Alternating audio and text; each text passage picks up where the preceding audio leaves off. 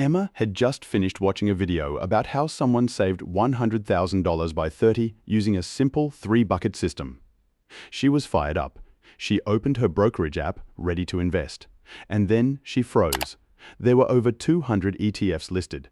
Different names, different fees, different assets, different index codes. VAS, VGS, VDHG, IVV, NDQ, A200. She had no idea what any of them meant, or which one she was supposed to pick, or whether picking the wrong one would somehow ruin her entire financial future. So she closed the app and did nothing. If that sounds familiar, this video is for you. By the end of this video, you will know exactly what an ETF is, why beginners should use them, and specifically which one to buy first based on your own situation. No jargon, no overwhelm. Let's go. Quick note, everything here is general education, not personal financial advice. Always do your own research or speak to a licensed advisor before making investment decisions. Here's the problem with the way most people try to start investing. They Google best ETF to buy. They land on a Reddit thread with 47 conflicting opinions. Someone says VAS is the only answer. Someone else says VGS. A third person says you're an idiot if you don't own both. A fourth person says just buy VDHG and never think again. 3 hours later, Emma knows less than when she started, and she still hasn't invested a single dollar. This is called analysis paralysis. And it's one of the most expensive mistakes a beginner investor can make, not because you buy the wrong thing, but because you buy nothing. Every month you spend researching instead of investing is a month of compound growth you never get back. So let's fix that right now. Step 1. What actually is an ETF? ETF stands for Exchange Traded Fund. But forget that definition for a second. Here's what it actually means in plain English. Imagine, instead of buying one company's stock, you could buy a tiny slice of hundreds of companies at once for the price of a single share. That's an ETF. When Emma buys 1 unit of VAS, she's not buying Woolworths. She's buying a tiny piece of the top 300 companies listed on the Australian Stock Exchange.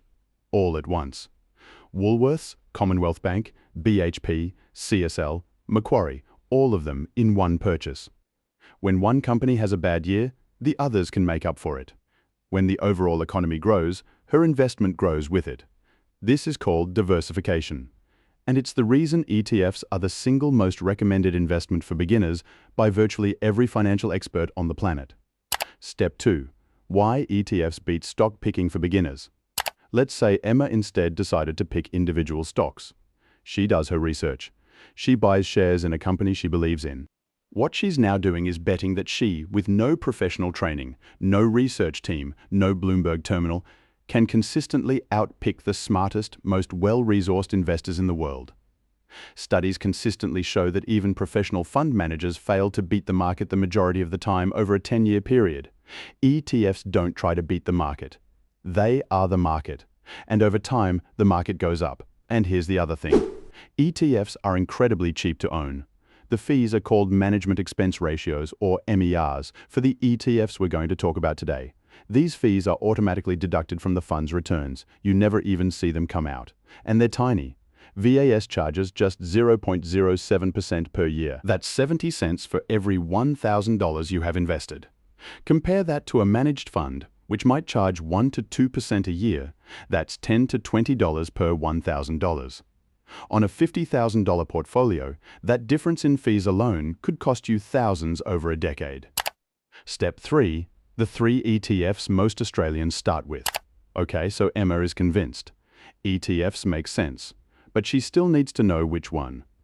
For Australians just getting started, there are 3 ETFs that come up over and over again. Let me walk through each one, what it does, what it costs, and who it's best for. VA, Vanguard Australian Shares ETF. VAS tracks the top 300 companies on the ASX, the Australian Stock Exchange. Think the big banks, miners, retailers, and healthcare companies that make up the Australian economy. Fee, 0.07% per annum. The cheapest of the 3.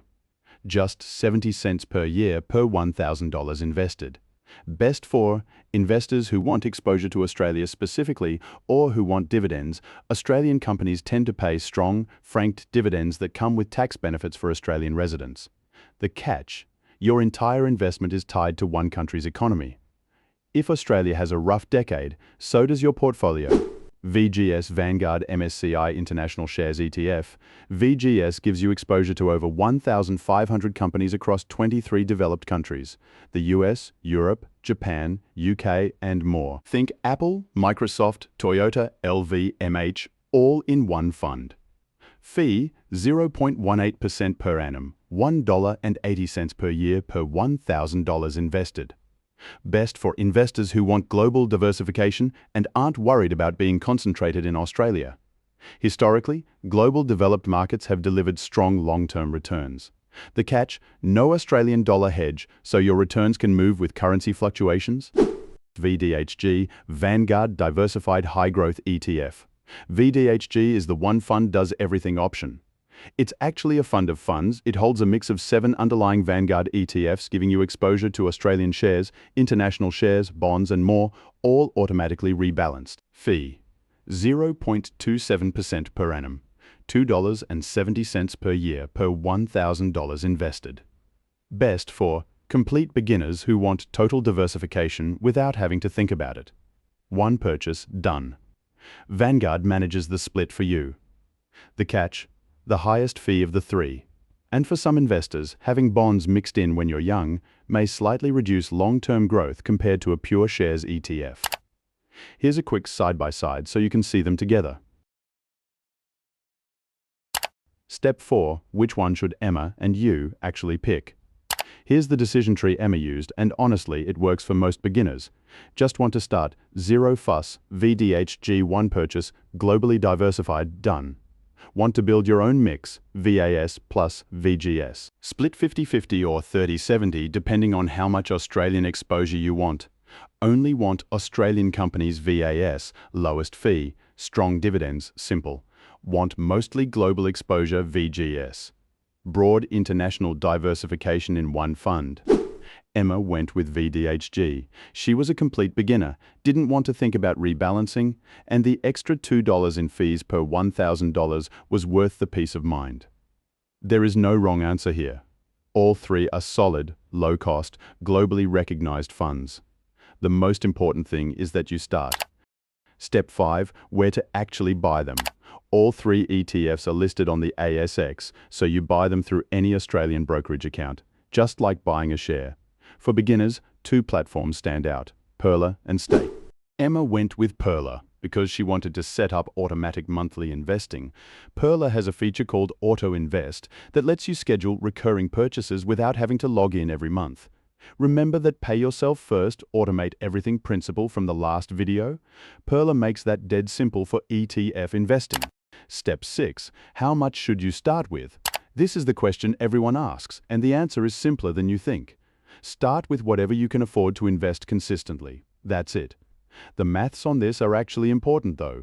If you're buying on Stake at $3 per trade, buying $50 worth of ETF means your brokerage fee is 6% of your purchase. That's significant. A rough rule of thumb: aim for your brokerage fee to be no more than 1% of your purchase.